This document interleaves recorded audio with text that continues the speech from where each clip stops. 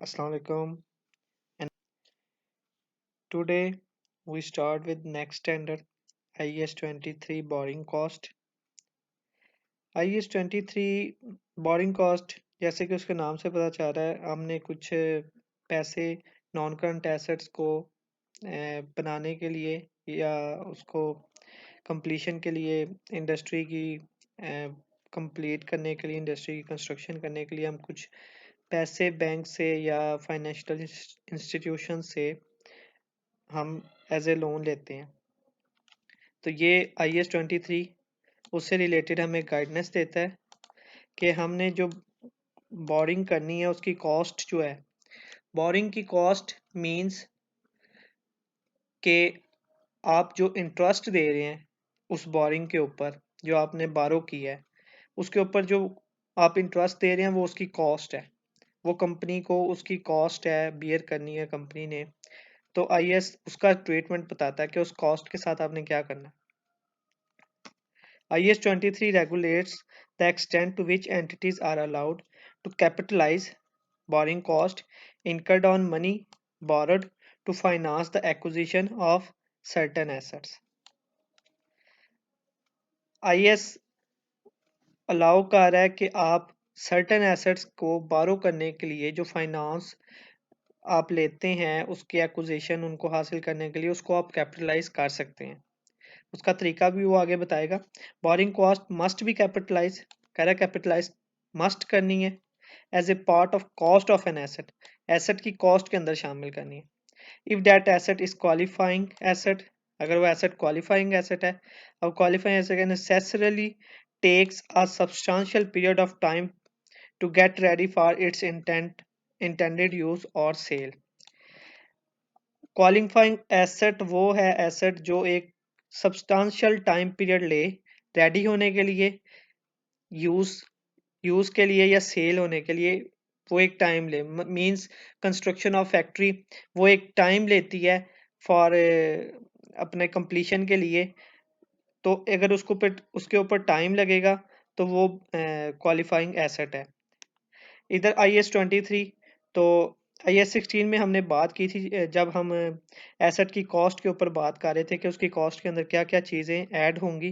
तो मैं आपको दिखा देता हूँ, उधर हमने बात की थी कि IS 23 के मुताबिक भी बोरिंग कॉस्ट भी ऐड होगी।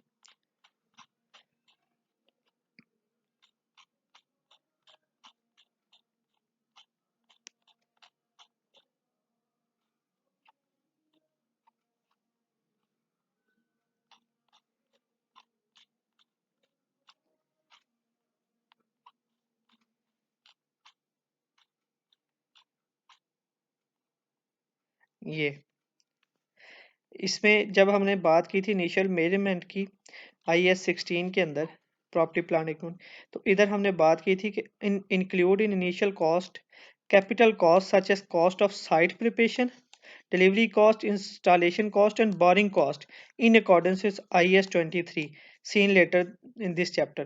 तो अब जो बोरिंग कॉस्ट हम उसके अंदर ऐड करेंगे, कैपिटलाइज करेंगे कॉस्ट ऑफ एसेट के अंदर, प्रॉपर्टी प्लांट के अंदर। तो अब हम उसकी वर्किंग देखने लगे हैं कि हमने उसको ऐड किस तरह करना है, किस तरीके से करना है।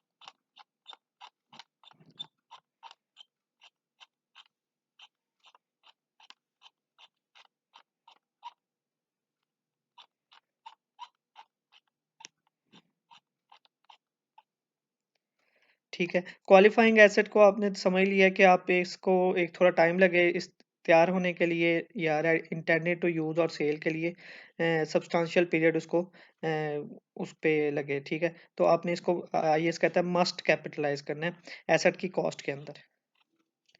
कमेंसमेंट स्टेट द कैपिटलाइजेशन कब से स्टार्ट करनी है आपने, when all of the following condition are meet. All इनमें से अगर एक भी मीट नहीं कर रही होगी तो आपने कैपिटलाइजेशन स्टार्ट नहीं करनी है।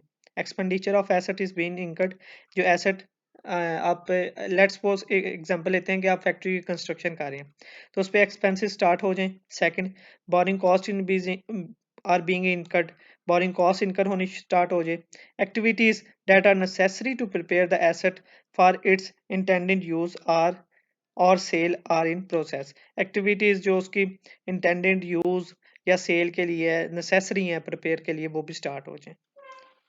Rate of interest to be taken when funds are borrowed specifically to acquire a qualify asset. Qualify asset की बात हो रही है, उसको एक्वायर करने के लिए borrowing cost may be capitalise are those actually incurred less any investment income on temporary investment of borrowing during the capitalisation period. IAS इसमें कह रहा है कि जब आपका काम स्टार्ट होना है ना, आपने जो बारो किया हुआ है, कंपनीज इस तरह करती हैं कि बारो करती हैं और प्रोजेक्ट तकरीबन 3-4 महीने बाद लॉन्च होना होता है, तो वो उसको उस जो मनी बारो की होती है उसको इन्वेस्ट कर देती हैं कहीं, उस पर भी उनको कुछ रिटर्न आता है।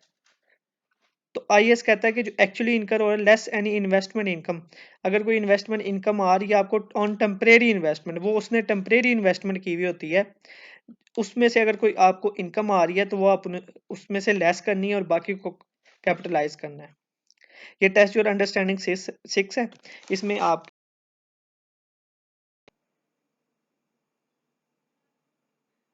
Let's start with test your understanding 6। Elson received 18 million 5% loan on 1st January 2008 to finance construction of new factory. New construction करनी थी, उसने 18 मिलियन लोन लिया 5% इंटरेस्ट पे। As the fund were not are required immediately, सारे funds उसको इकट्ठे required नहीं थे इमीडिएटली, जिसमें से विल्सन ने 6 मिलियन 2% इंटरेस्ट के ऊपर इन्वेस्ट कर दिए 31 मई 2008 तक।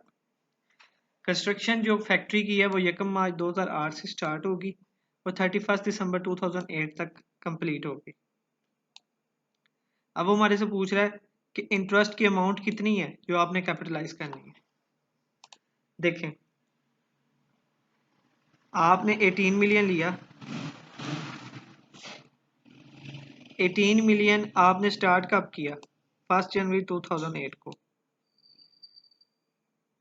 1 जनवरी 2008 से लेकर 31 दिसंबर 2008 तक आपके पास बने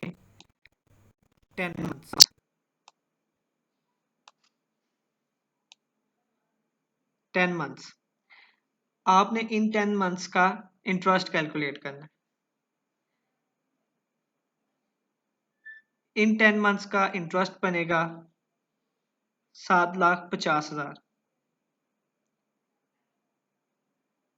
अब आपने 6 मिलियन इसमें से इन्वेस्ट कर दिया था 2% इंटरेस्ट के ऊपर, 2% इंटरेस्ट के ऊपर। कब तक? 31 मई 2008 तक। अब हमारे पास जो इन्वेस्टेड आपने मनी किया उसकी इनकम है, अब हम उसको 2 पार्ट्स के अंदर डिस्ट्रीब्यूट करेंगे। फर्स्ट इज जो 1 मार्च से लेकर 31 मई तक 3 मंथ्स बनते हैं, जिसमें हमारी कंस्ट्रक्शन स्टार्ट होगी, एक पीरियड वो है और एक पीरियड फर्स्ट 2 मंथ्स है 1 मार्च से पहले तक, जनवरी और फरवरी। अब हमने जो इनकम कंस्ट्रक्शन स्टार्ट करने के बाद कमाई है उसको हमने जो 7,50,000 है उसमें से माइनस कर देना, वो आपकी बनेगी 30,000। उसको आपने 7.5 लाख में से माइनस करना है, 7,20,000 आपका नेट इंटरेस्ट जो आप कैपिटलाइज करेंगे वो चार्ज होगा। अगर मैं आपको इधर करके दिखा देता हूँ,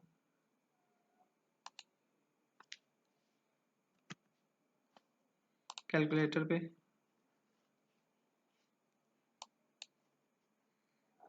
आपके पास 18 मिलियन,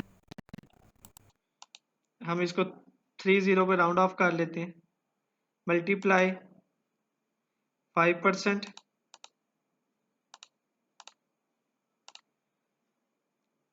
ये इसके पूरे साल का बन गया 900।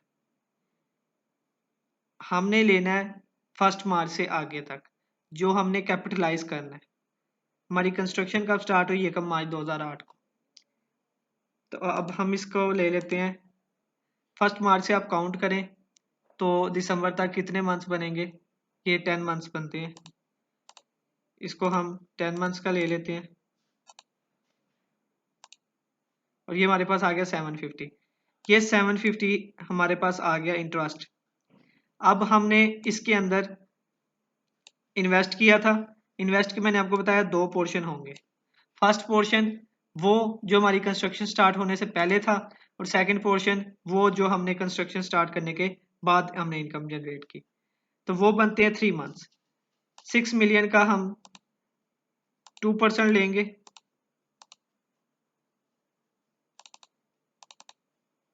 6,000 हम 30 को राउंड ऑफ कर रहे हैं, इसका 2%, और ये हम 3 मंथ्स का ले लेंगे।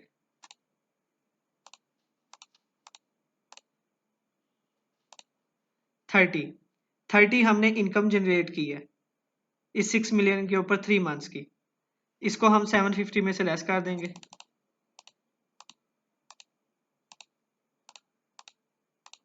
720 हमारी अमाउंट जो है वो कैपिटलाइज होगी। अब इससे पहले भी तो हमने कुछ इंटरेस्ट था हमारे पास। आईएएस कहता है उसको आप statement of profit and loss में चार्ज कर देंगे। आई थिंक इधर उसने कुछ मेंशन किया हुआ है, नहीं उसने मेंशन नहीं किया हुआ। ये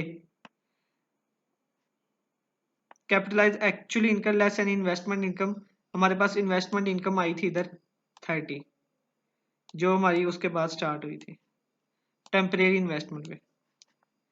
इससे पहले हमने क्या किया हुआ था, इससे पहले हमारा 900 पूरे साल का बन रहा था, उसमें हमने 2 मंथ्स पहले भी कुछ इनकम जनरेट की, वो हम स्टेटमेंट प्रॉफिट एंड लॉस में रिकॉर्ड कर लेंगे। जो 2 मंथ्स का पहले इंटरेस्ट है हमारे पास जनवरी और फरवरी का बनेगा 18 मिलियन के ऊपर, उसको भी हम उसमें अपना रिकॉर्ड कर लेंगे statement of profit and loss के अंदर।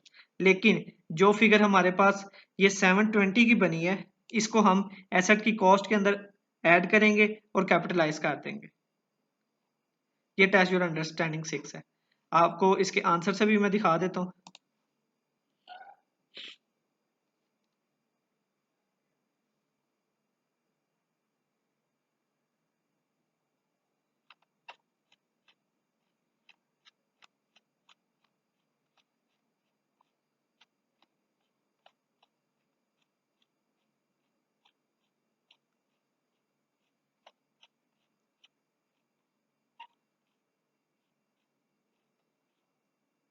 ये टेस्ट योर अंडरस्टैंडिंग 6 का ये आंसर है। इसमें वगैरह के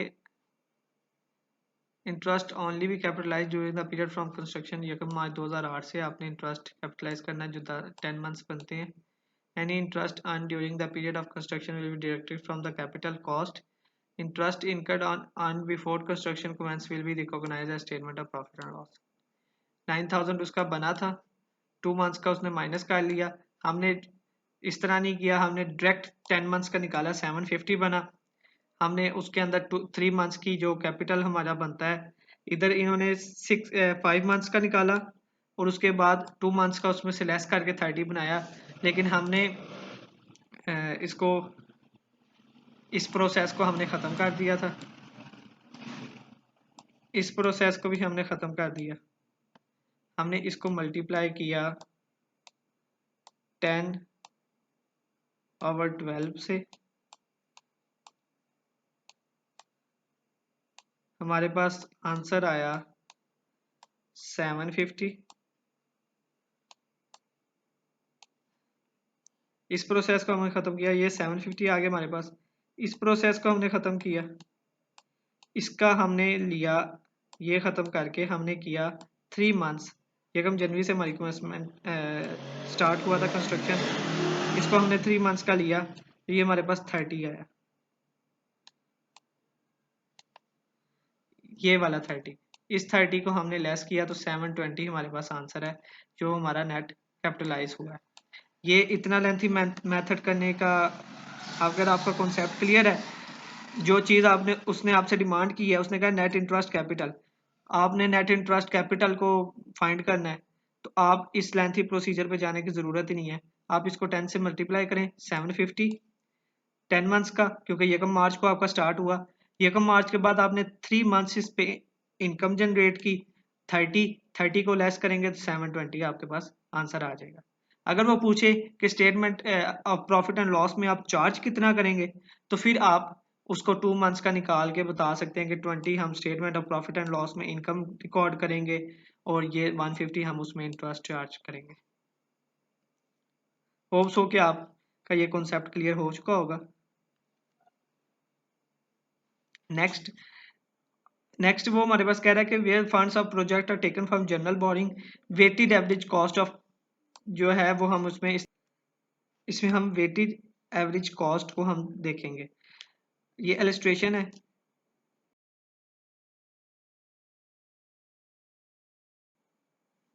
Illustration: if an entity had 10 million 6% loan and 2 million 8%।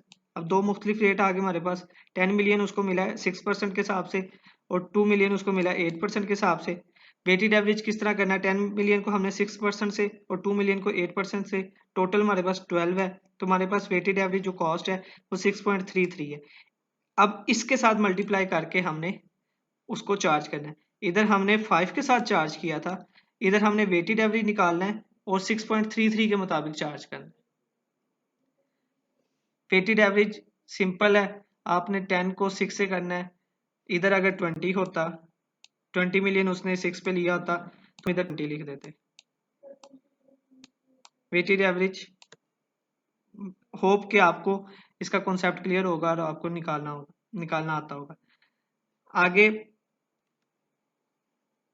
Next वो इधर बता रहा है कि कैपिटलाइजेशन आपने बोरिंग कॉस्ट की कब सीज कर देनी है, कब रोक देनी है। Substantially all the activities necessary to prepare the qualify asset for its intended use or sale are complete। अगर तो वो सारी एक्टिविटीज कंप्लीट हो गई हैं एसेट को यूज में लाने की या सेल करने की, तो आपने कैपिटलाइजेशन रोक देनी है। उसके बाद construction are suspending due to industrial disputes, और माइट भी कंस्ट्रक्शन सस्पेंड हुई हो, रुकी हो, कुछ इंडस्ट्रियल डिस्प्यूट हो, कंपनी के कुछ बाज़ दफ़ा कंस्ट्रक्शन करते हुए लैंड के ऊपर स्टे हो जाता है कोर्ट से, तो उस वक्त कंस्ट्रक्शन सस्पेंड हो जाती है। तो आईएएस कहता है उस वक्त की भी जो आपकी बोरिंग कॉस्ट है उसको आपने कैपिटलाइज नहीं करना। सिंपली बोरो क्या करना है आपने, और उसकी कॉस्ट क्या है, कितनी कॉस्ट, उसकी कॉस्ट कितनी कंपनी को बियर करनी पड़ेगी। आप 1 लाख रुपया लेते हैं और आपको 1000 अगर आप लेते हैं तो उस पर आपको 100 एक्स्ट्रा देना पड़ रहा है, तो ये 100 आपकी कॉस्ट है उसके ऊपर। अब इसमें से कितनी कैपिटलाइज करनी है आपने, वो आईएएस उसको उसके बारे में आपको गाइड कर रहा है। ये टेस्ट योर अंडरस्टैंडिंग 6 है, इसको देख लीजिएगा। अगर इसमें कोई क्यूरी हुई तो आप कमेंट सेक्शन में डिस्कस कर सकते हैं। नेक्स्ट हम आईएएस 40 इन्वेस्टमेंट प्रॉपर्टी को स्टार्ट करेंगे। आपने इस चैनल को लाइक करें, सब्सक्राइब करें, शेयर करें। Stay connected with us and अल्लाह हाफिज़।